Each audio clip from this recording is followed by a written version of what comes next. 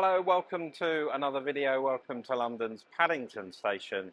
As I'm heading out to Heathrow Airport, we're going to have a look at the British Airways A350-1000 today for a flight across the Atlantic to Washington Dulles. I'm expecting to use the British Airways first wing while I still can, but also expecting for the aircraft to be parked on a remote stand, so we enjoy the remote stand experience at Heathrow's Terminal 5. So if you fancy having a look at a flight to Washington from London Heathrow, join me for this video.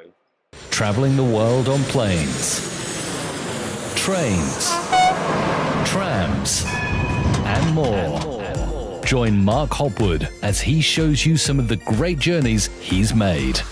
Let's travel to a whole variety of destinations. Remember to drop your comment below, like and subscribe, turn on the notification button, and never miss a video.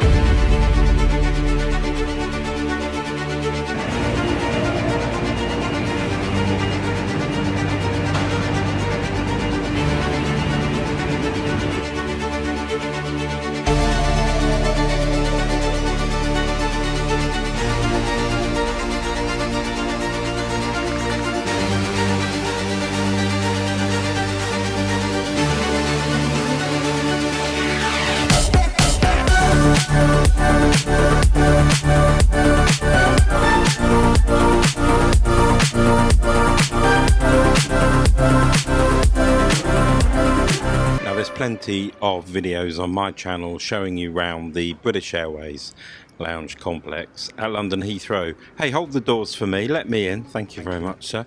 Now there'll be plenty more videos, so I'm not using this video to talk about the lounge. First class lounge is fine.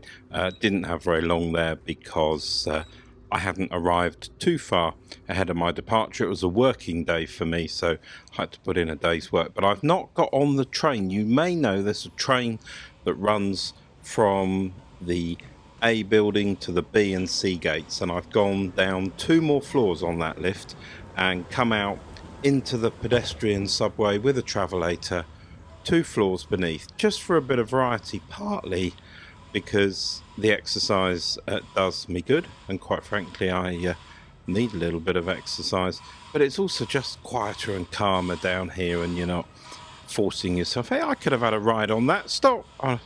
No, they're not going to wait for me. So look, I'm going to have to head onto the travelator to the B gates and the C gates. It's a fair walk, but if you've got enough time, it's worth doing.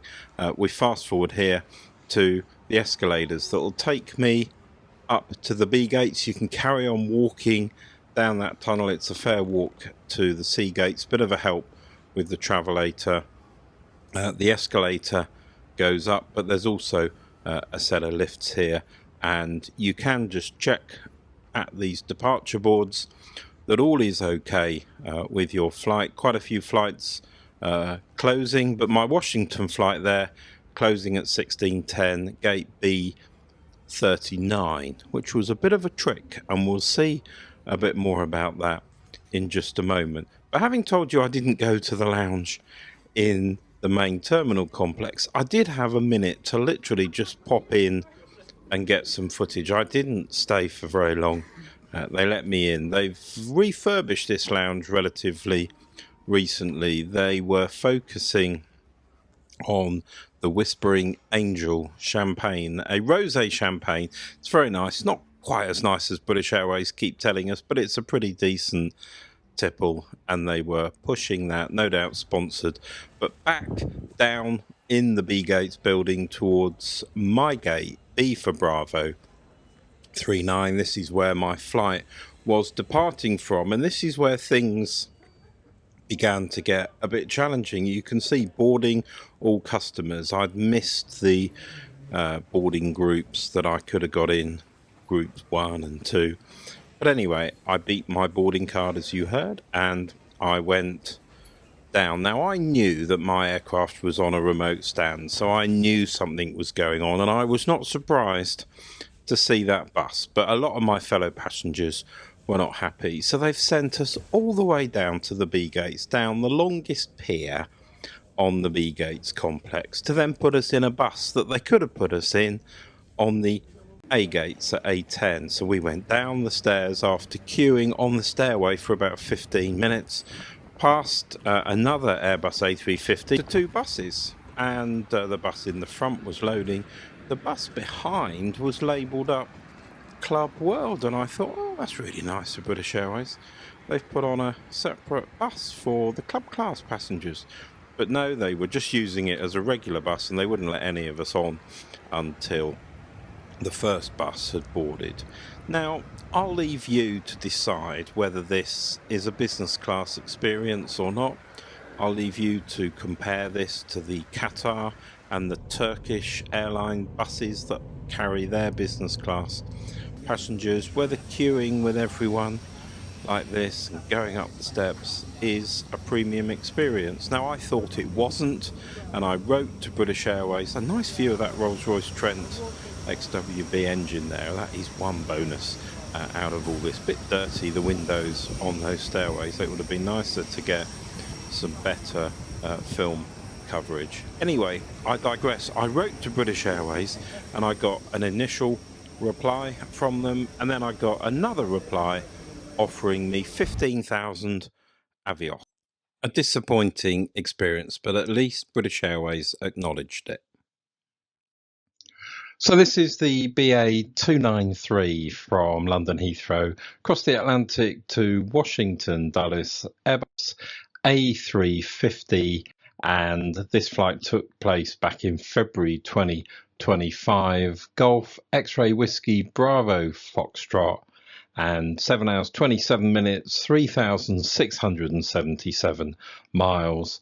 I was seated in club class. We'll talk about that in just a moment. The Airbus A350-1000 in the British Airways fleet. Currently there's 18 of them. An extra 6 were ordered earlier this year. One of the most notable features of the Airbus A350-1000 in British Airways service is it has no first class, but quite a lot of club suites, 56 of those, 56 seats in World Traveller Plus, and then a number of seats in economy, quite a lot, 219 of those. Long range capability, 8,700 miles, so it can fly any flight on the BA network with its two Rolls-Royce XWB-97 engines. They generate 97,000 pounds of takeoff thrust, and the timetable changes twice a year. BA do move these aircraft around, but in recent times we've seen them doing a lot of North American routes where you'll always find them. Some South America, Africa, Far East, including currently Hong Kong. BA used to have two 747s every day to Hong Kong. Now it's just one flight a day with an A350, so of course no first class. London to Hong Kong, traditionally a strong first class market, so that's quite interesting.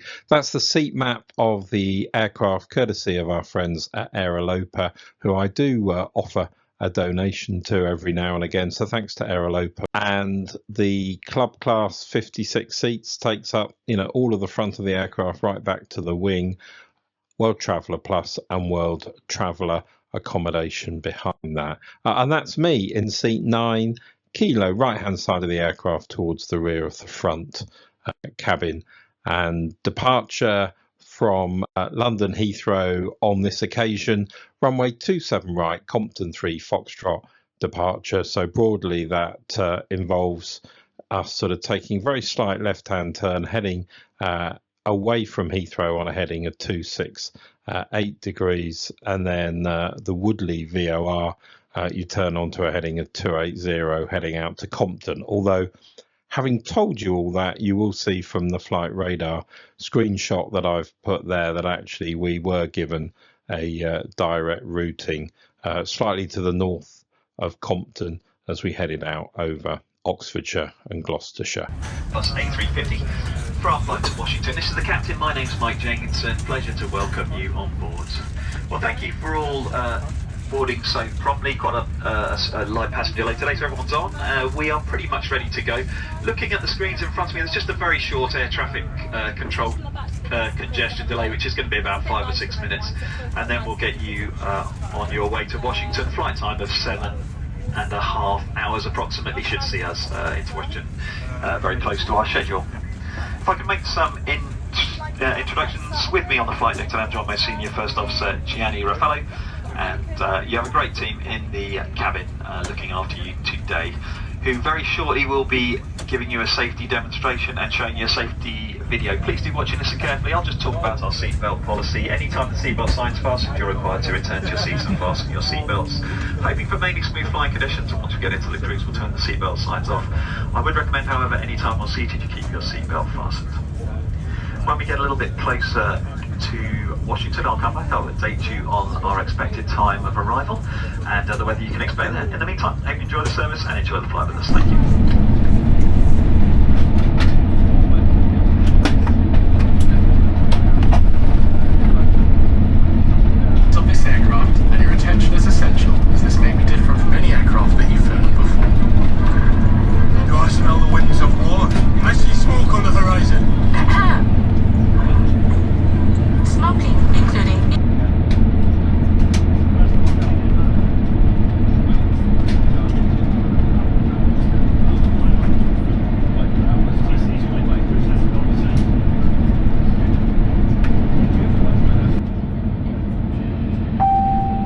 Hello ladies and gentlemen, it's your captain. Just to give you an update, we're down here at the holding position for the departure runway.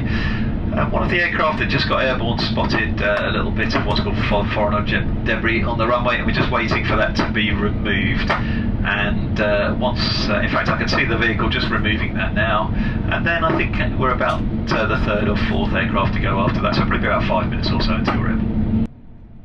I enjoyed the public address announcements from our captain. He spoke loudly, clearly, concisely, and with clarity, which is always great. So we're lining up here on runway 27 right at London Heathrow, heading out in a westerly direction, and those Rolls-Royce XWB engines are going to take us up and away on that Compton departure. Let's enjoy the takeoff from London Heathrow.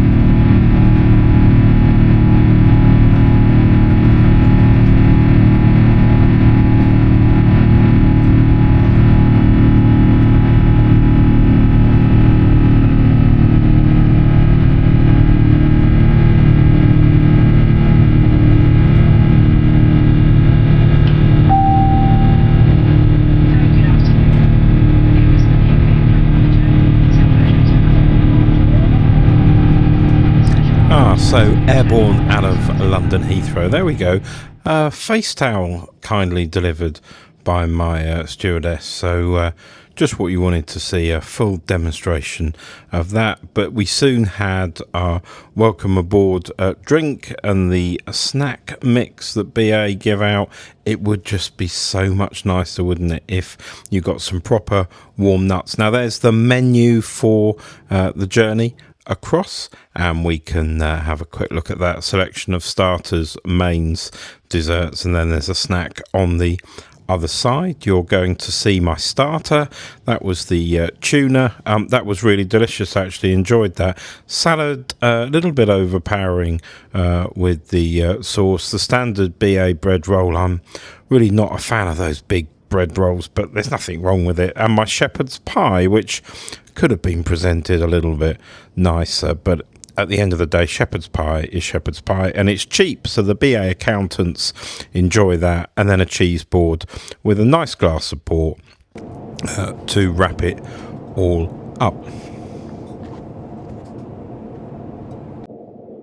Well, settled into the flight here on this British Airways A350 in the cruise, 38,000 feet, passed over the coast of Ireland a while ago, and on our way to Washington DC. Pretty good dinner. Shepherd's pie, you can debate whether that's a dish that perhaps is designed to save money, but it tasted nice cauliflower side, cheese, very good, red wine, glass of port. Reasonably comfortable with that. Not so sure I'd have enjoyed the brunch offering if that's still going, but there we go. So time for me to chill out, relax, and get a bit of sleep on my flight across to Washington DC over the Atlantic. Quite likely loaded this Airbus A350 flight.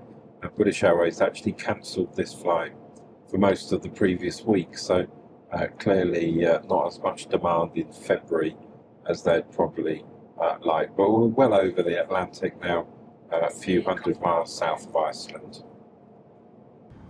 Just as I finished filming that little sequence, my peppermint tea arrived, and once I'd had that, I took the opportunity to have a wander around, more whispering angel in the club kitchen.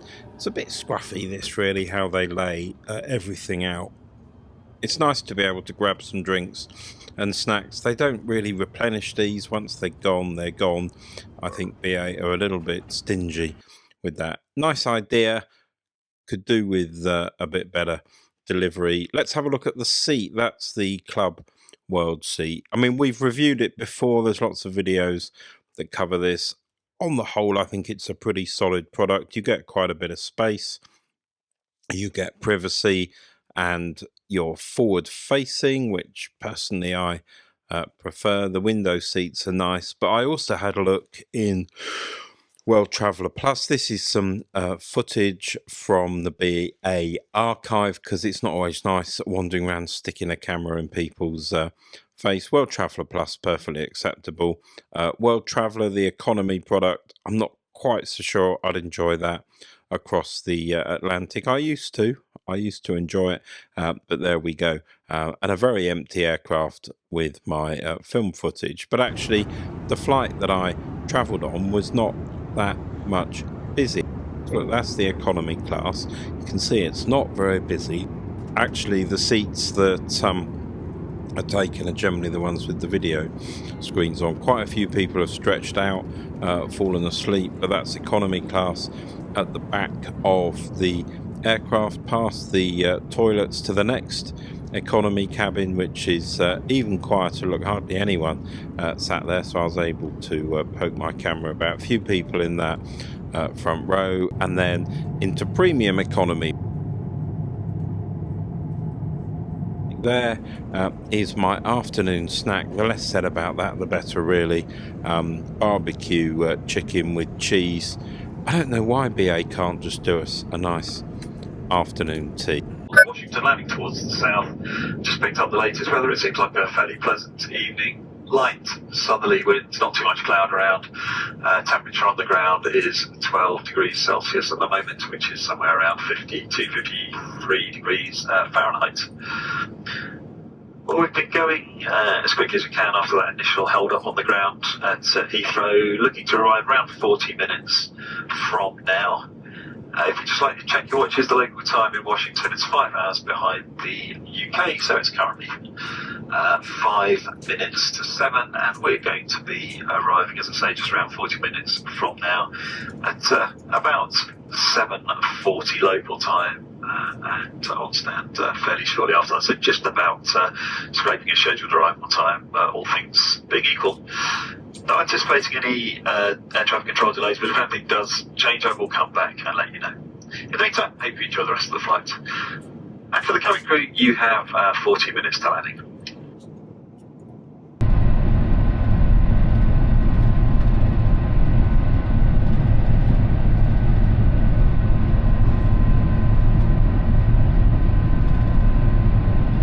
By now, of course, it's dark. We're coming into Washington, I guess just before sort of 9 o'clock in the evening, and a dark evening. Never great for filming, but do my best to give you a feel for this landing at Washington Dulles International Airport. Fairly unusual airport with a few characteristics we'll have a look at. But look, it wasn't long before we were on the ground as the pilots landed on the runway at Washington, and then we taxied into the terminal.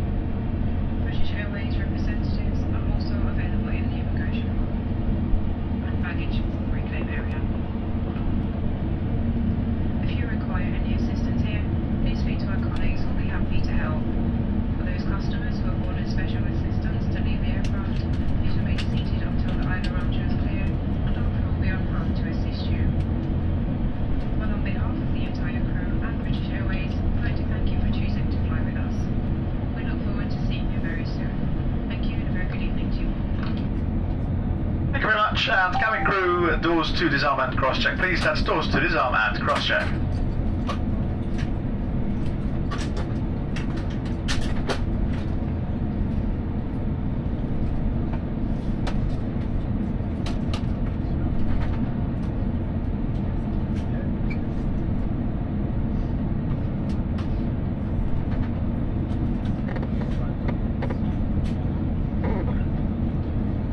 As we taxi onto the stand and the aircraft comes to a halt, you can see through the window there one of those shuttles that operate around the Dulles area. Much reduced now, you only really use them if you're travelling internationally, off the plane and up the Airbus A350. I've just alighted from. Nice view of the aircraft as we disembarked, although of course lots of reflections in the night time through a window, but still worth down this walkway and gradually descending. I'm going to head through that door and straight on to one of those people mover devices. Now this is all designed here at Dulles to keep the international arrivals passengers separate to everyone else, and using these vehicles allows them to do that without having to worry about putting all the aircraft into a dedicated terminal. It's quite clever. These vehicles have been used in Washington for, I don't know, 50, 60 years, and they used to serve the aircraft directly, but you no longer can see them walking up as they do to an aircraft and connecting. They connect now into the terminal. The problem with this arrangement, if you're traveling like I am, club class, there was no first class. You know, at any other American airport, I'd have been straight through into immigration. I walked into that vehicle down towards where I could find a seat, and I was then one of the last people off, and nearly everyone on our flight got on that vehicle because there were so few people. So I wasn't at the front of the immigration queue, which is where I normally find myself and where I like to be, but I didn't need to worry. Look at that, no queues. Global entry is my sign, so I went straight through global entry. We'll talk about that in just a moment. And then to the baggage collection. You can see still fairly busy here at Dulles, but the immigration well under control and no issues. So once I had all my baggage, I was on my way to find the metro. Now, I'd like to say this was really easy and really convenient, and it wasn't the worst journey, it wasn't the worst interchange in the world. There's quite a lot of walking, and you know, not everyone enjoys walking, especially Americans. So you can see hardly anyone else taking the same journey as me. You know, there's a number of flights arrived, a load of domestic flights come into Washington at this time, and they're all off away into their cars, into their prearranged transfers. And public transport at American airports where it's provided has just not caught on. You know, you imagine the Heathrow Express at a Heathrow or Gatwick station at this time of night. They'd be busy, full of people heading towards London and other places on the train. This is Washington DC. It's the capital of the US, but no such large numbers of people. Welcome to Washington DC, Dulles International Airport, actually in the state of Virginia, and I'm currently stood on the metro platform waiting for my Silver Line metro train into the city. It's very quiet here, I have to say. This train will be arriving soon. We'll get some footage of the train journey. It's dark, of course, now, but I'll do our best to give you a bit of an overview of the Washington metro experience. I'm heading with a change of trains to Crystal City. It's close to Washington National, and that's where I'm staying tonight. Washington DC Airport for Dulles is right at the end of the Silver Line, or nearly at the end of the Silver Line, and it's pretty slow stopping at all those stations, something to bear in mind. But here's my train, late in the evening. You can see it's pretty quiet, not many people on it. I jumped on board and headed towards Washington. I hope you enjoyed the video. I hope you found it interesting to reflect on my experiences, and I'll catch you for another video here on Mark's Trains, Planes and Trams very, very soon. Thanks for watching. Don't forget to like the video, subscribe, and click the notification button so you don't miss any of the great trips Mark has coming your way on this YouTube channel.